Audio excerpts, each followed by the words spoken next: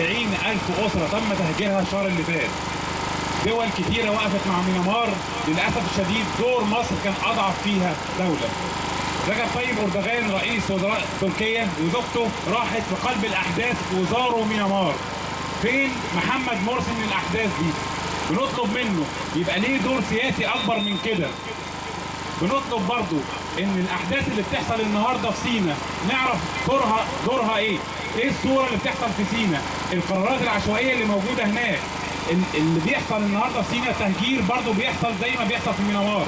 مش عايزين الصوره اللي موجوده في ميانمار تيجي في يوم من الايام لينا. بنطلب من محمد مرسي ان هو يقوي العلاقات الخارجيه ويدول القضيه. محتاجين ان مجلس حقوق الانسان يبقى دوره اوضح من كده واقوى من كده.